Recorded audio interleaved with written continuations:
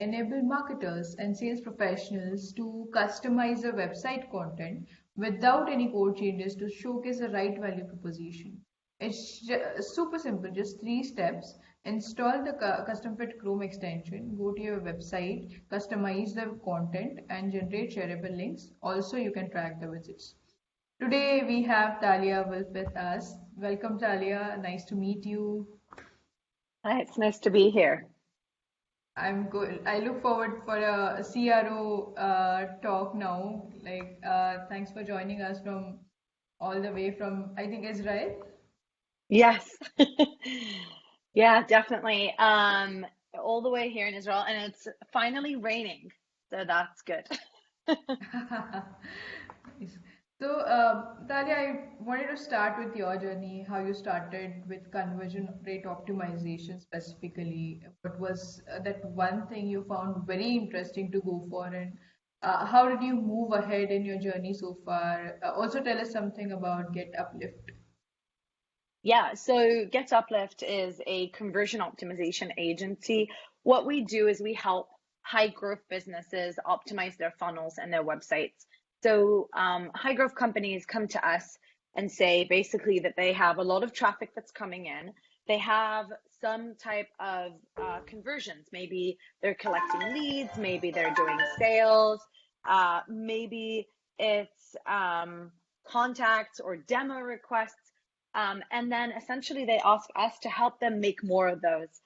So our goal is to basically go in, analyze the website, understand what's working and what's not working, and then create new variations that we can test. So that can be copy, design, it can be a new homepage, it could be a new landing page, it can be an entire new funnel or an email sequence. And the goal for us, and this is how we measure ourselves, is to see that we get more conversions. So I've been doing this for more than 13 years now. And when I got started, there were basically, sorry, did you want to say something to me? No, I said just that's just wow, 13 years of Oh, CRO. That's yeah. So when I started, there wasn't many people around. I think there were like 2 companies in the whole world that were doing conversion optimization. I didn't really understand that's what I was doing. I was just trying to figure out like how can I get more results for my clients. Back then, I was working in a social media company and an Mhm. agency, and I was in charge of driving traffic. So Facebook ads, LinkedIn ads, Twitter ads, YouTube, but a lot of that really kind of started and ended with um, comments, likes, engagements. And for me, I always wanted to know, okay, but are we actually impacting sales? Are we getting leads for these companies? So I started experimenting in different ways with the ads, with the landing pages, not really with any real clear process, just kind of, guesstimating what would make the change and the impact. So that's kind of where my journey started. Later, I discovered the world of conversion optimization. I understood that it was an entire, aspect of marketing in itself. And I started a conversion optimization agency with 2 other partners, and we built an entire process. When you ask me what really led me into it, I think it was the understanding that in order to increase conversions and really affect my clients' conversions, I needed to understand how people make decisions. I needed to Mhm. understand the psychology behind the purchase, behind the sign up. And that's been my passion from the beginning and still is. And I found that is the way to increase conversion. So when I understand how people make decisions, how their brain works, how their emotions work, it helps me increase conversions for my clients. So that has been the pillar for me and the most interesting part. We had a really nice discussion in the last episode about psychology behind it. So our speaker told and shared some tips about how you read or how you understand the psychology and work things, drive things according to that. Yeah. So Right. So, would you like to share some specific wins and failures in your experimentation and your learning from that? Any do's and don'ts that you suggest for a fellow marketer or fellow CRO expert Yeah, or sure. specialist? So when I got started with conversion optimization, I mostly changed elements on the page. As I mentioned, I was guessing. So a lot of my ideas for increasing conversions were, okay, let's change the call to action button. Let's change the headline. Let's make something, let's change a specific element on the page and see how that works. But that didn't really get me the results that I wanted because I was focusing on elements on the page instead of, as we mentioned, the psychology. If you really want to increase conversions and you really want to drive more sales or sign-ups or any leads, for example, you really need to understand the pains and concerns, the hesitations, and all the challenges that your prospects are dealing with. And you also want to understand the desired outcomes. How do they want to feel after finding a solution?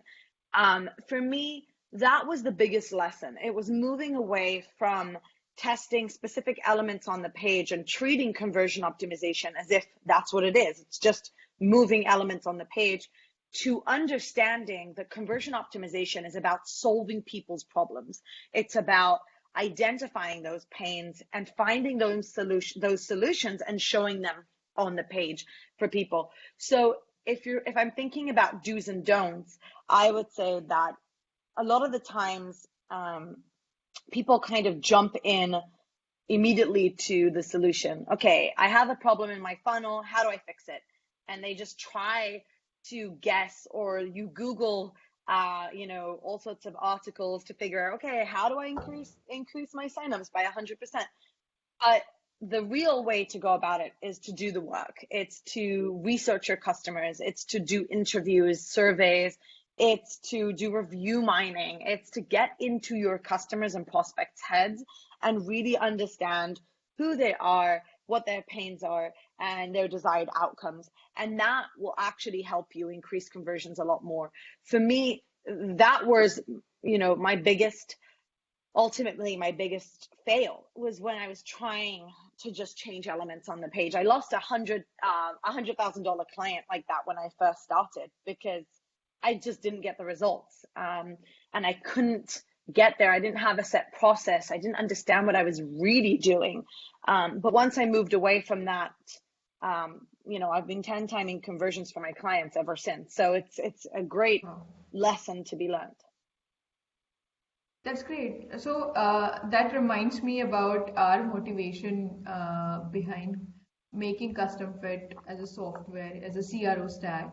So we actually worked on the same problem while our tech expert were coding for it. So they were so through CustomFit, you can understand all the pains or what is really happening on your website, and according to you can personalize your web pages. So that's where we also try to solve things or maybe understand the pain points of customers, Yeah, at least regarding a hundred websites. percent. Yeah, 100%. I think there's the part where you go into Google Analytics and you try and figure out, okay, what's the problem? Like, where are the pages that need optimizing? And that really is where you can start identifying the pain points and the low-hanging fruit. The issue with conversion optimization is usually figuring out, okay, but now I know that my homepage is a problem, or I know that my pricing page is a problem. How do I actually fix it? Like, what changes Mhm. do I make to make it better? Personalization is super important and very, very relevant. We're doing some of that work right now with Teamwork and some other clients of ours where we're really trying to personalize the results that they're getting, the copy that they're getting, the messaging all over the website. And ultimately, it's a combination of the qualitative research that you need to do and the quantitative research. That's makes sense. Perfectly makes sense, Talia. So I want to understand where would you start your optimization efforts on the website? Yeah, so I guess if you're thinking about optimizing, there's two paths and they happen at the same time. Path number one is, of course, as I mentioned, Google Analytics, looking at your data and figuring out what's not working. Where is the leak in the funnel? And that's a technical part. And of course, a piece of that is testing it, making sure everything's working, that nothing's wrong there. Um, and so on the technical side, that's what you do. But then you have to move into the more emotional side, the psychological side. And that's really breaking down what's missing on the page in terms of content, in terms of calls to action, in terms of images, visuals, copy, um, and so on. So to do that, I always run a survey on the website for prospects to understand what pains have brought them to the website. We also run a customer survey to identify the real value that our customers see from our clients. What are the real values and gains that they have? And we pair those together. We also use review mining. So basically, we comb through the web in order to understand what people are saying about our products or our clients' products or their competitors, and also put all of that together with a UX audit to make sure that everything's working, to identify the content that needs to be on the page and really understand what people need to see, read, and feel on the page in order to convert. The interviews, the surveys, the review mining, the competitor analysis, social listening, going into communities and talking to people, all of that really helps us map out exactly who our customers are, the types that they are, their pains, their desired outcomes, and help us map out a new variation and what needs to be said on the page to increase conversions. So it kind of happens in parallel. And once you have that, then you can start writing the copy and designing and setting up an A/B test. But first, you really need to do the research. Perfectly. Like this perfectly makes sense. So, in these things, what do you think that biggest hurdles for the visitors to the website? Like, what stops them from converting? Well, I think that's, it's a general question, but I do think there's a general answer for it. Mm-hmm. Obviously, every business has its own hurdles and its own challenges for converting. But ultimately, we need to remember that we're living in a world where we see thousands of messages a day. Every single company is trying to reach out to us via ads and text messages and on television, on our phone, every 2 minutes there's a bip and a bop and a bing and a bop. There's like so much going on all the time. And ultimately, the problem really is finding something that you feel confident with. If you're trying to find, I don't know, like a VA service right now, or if you're trying to find a babysitter, or if you're trying to buy something to help you with your back pain, all of this stuff, there's Mm-hmm. just so much out there. There's so many options. It makes it really hard to choose. And I think that it's our job as businesses to help our customers make smart decisions and show them that you are the right one for them. Ultimately, when you go, say you're looking for a VA service, you go to Google, you click, you type in VA services, and you'll open 10 different windows with all the 10 different options. And you jump from tab to tab to tab until something resonates, Mm-hmm. until something, really sits with you.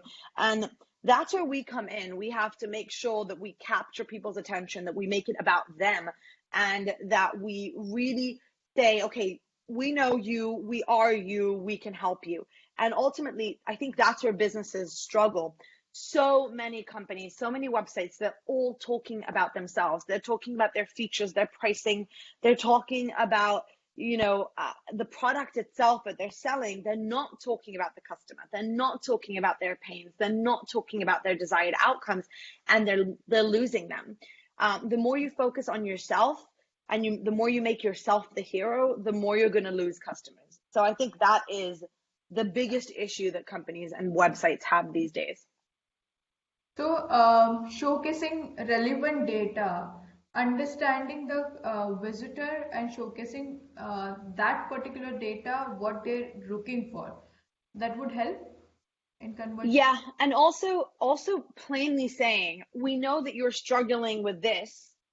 We know you've tried this and this. We know that this is how you feel. We know that this is what you're going through. Here is a solution that will work.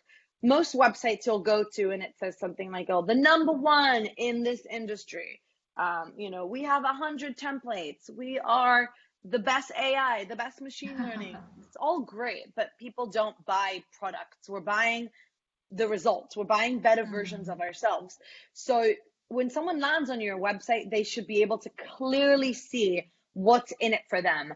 I'm not saying that your technology doesn't matter or that pricing doesn't matter. Of course, features matter. Of course, pricing matters, but not before someone can say, oh, yes, I can see myself. Like, okay, this is what will happen. If I use this product, I will feel this way. I will look this way. I will achieve this result, because ultimately that's what it needs to be about, their results and who they are and who they will become.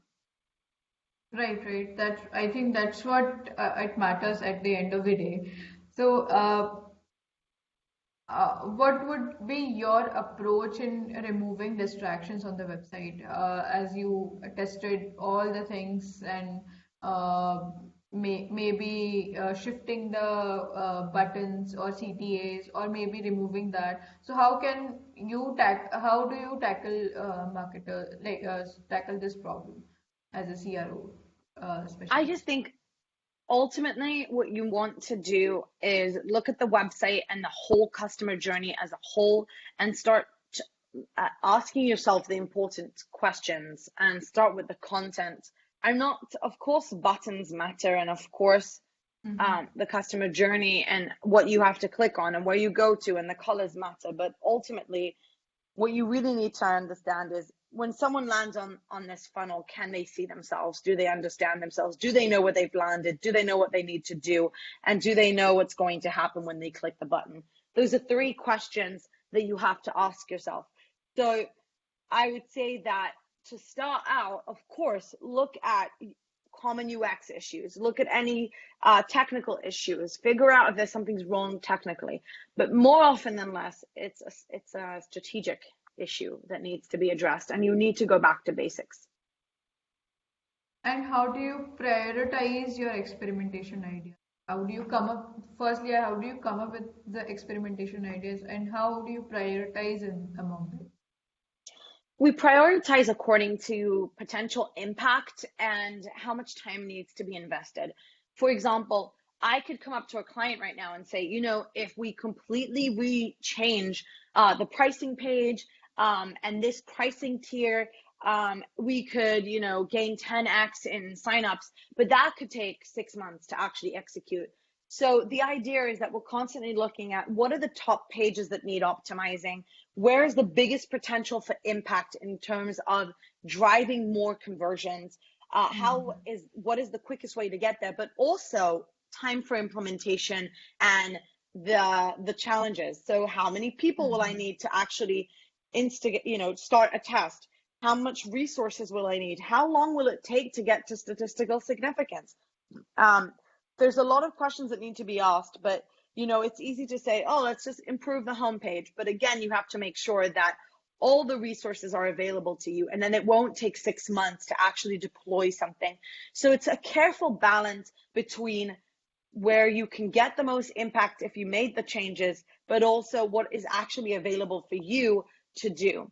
And to come up with testing ideas, again, for me, the biggest way is after I've identified what pages need optimizing, it's actually going back to that research, understanding the customers, and then I can look at the website and say, oh, all this information is missing, or everything we're saying on this page doesn't speak to our target audience, it's speaking to everyone, or they're missing a key piece of information. So I always audit it in terms of content too, and of what people need to see in order to convert. And ultimately, we come up with multiple ideas to test, and we start testing them over time. There's never just like one thing, okay, this is 100% going to work, and let's just do it. It's iterations and it's ongoing testing. I think it's a deep insight for even for me to go and check as a maybe fellow CRO specialist. So, yeah, coming to the next point of discussion around tools. So, uh, do you really like any tools regarding CRO, or maybe any favorites of yours, or have you used till now that has been a Yeah, great contributor? yeah, I have quite a few that I like using for different jobs. For research, I like to use Typeform for surveys. I like to use Hotjar or Lucky Orange for heat maps to really identify what people are clicking on, how much they're scrolling, how deep they go on the website, what elements they're clicking on. So Lucky Orange and Hotjar do a great job with that. Typeform is my favorite for surveys because it's just so easy and it really gets a high completion rate. When it comes to testing tools, we really do work with what our clients have. A lot of them use Google Optimize, VWO, Optimizely, and we kind of work with whatever our client is already using, because for me, that is the best approach, and not to try and bring in new tools that will take ages to implement or people won't actually enjoy using. So I don't have a favorite A/B testing tool. Um, but yeah, I mean, I guess those are my biggest ones. Nice one. So, coming to the next point of discussion around fellow marketers, any kind of training or education resources or anything that keeps you updated with marketing and conversion rate optimization, would you recommend any kind of maybe newsletter or blogs to our fellow marketers? Yeah, I actually recently just wrote an article about 10 programs that I recommend taking if you want to excel in conversion optimization. So I'll send you a link for that. But my favorite content hubs would be Copy Hackers, where I learn a lot about copy and conversion copy. Um, our website, Getuplift, has a lot of content, free guides, and free courses for learning conversion optimization. Conversion Excel is a great hub. They have an amazing blog with loads of tips and ideas. Um, I think those are my top ones that I follow in order to just kind of learn and become better. Uh, Sorry, I little bit want to maybe add one more question here. Yeah. So, coming to the parameters, what parameters do you use to check your optimization experiment, whether it has really worked or not? Well, that depends on the KPIs that we have set for the test. When it comes to e-commerce sites, then obviously most of the times it's revenue, but sometimes it's average order value. Sometimes it's add to cart if we're trying to increase the basket. It really depends. If we're working with SaaS, sometimes our initial KPI would be start a free trial, but ultimately a few months down the line, we're actually trying to get paid customers and paid users. So each test is different, and we monitor it according to the KPIs that we set for each test. When I work with our clients, every client has their North Star goal. For example, with one of our SaaS companies that we're working with, they have a very, very big goal for free trials. And we know that our goal throughout the year is to reach that amount of free trials. But over the different types of tests that we run, we'll have different KPIs. Whether if it's to see if we can get more people to start a free trial if they go through a demo. So then first we'll test to see how many demo requests we get, or sending people to free trials, but also making sure that these people are actually converting into paid customers, because if they're not, then we're just expanding the funnel for no reason. And that's not relevant or helpful for this company. So we measure ourselves differently for every test, but we have a North Star goal for each one. And any experience of yours till now, that one way in which personalization can transform conversion? Yeah, we've used quite a few different ways to personalize experiences for companies. It really depends on how advanced the company is and how ready they are for it. We do a ton of personalization in email marketing, of course, with segmentations. But we also do stuff on websites. So one of our clients right now, we've discovered through intense research that new visitors have a very different mindset than returning visitors, for example. So for new visitors, we're showing a very specific message that will eventually send them down a rabbit hole to the specific pages we want them to visit. But returning visitors are getting a very specific hardcore call to action, because we know they're more relevant and more probably more prone to sign up. So it really depends on the different client that we're working with, but we do a lot of new versus returning, and we do a lot of personalization on pricing pages, and also getting people to answer specific questions on a website so that we can give them the right information, offer specific templates with certain clients, or with one of our clients that we work with. They are a publisher for Apple devices, and they teach how to use your different Apple devices, and their target audience is more 50 years old plus, so like boomers, I would say. And then over there, we also personalize it according to like the device that they're using, and show pop-ups according to the device and the article that they are on. So personalization for us is a lot about the messaging that we're using at the right time, and it can be in a pop-up, it could be in an interstitial, it could be in a complete different homepage. It just depends on the goals and what we're monitoring. That's great. So, coming to the last question of the session, but not a least, I want to understand your mantra about like that one advice you would like to give you maybe that would have that would have been beneficial if that advice you have got in your initial days. Yeah, I would say that my biggest advice is always going to be make it about the people. Um, we tend to all rush to the next product, the next technology, looking for things to automate everything for us. But you have to do the basics. You have to understand who your customer is, and behind the screen. They're not just an age or geographical location or a device that they're using. There's a lot more to it. So, and also, once you know this information, once you really understand your customers, then personalization and anything else really becomes so much easier. So my advice is always going to be go back to basics. Don't skip the hard work of getting to know customers, and really understanding the person behind the screen.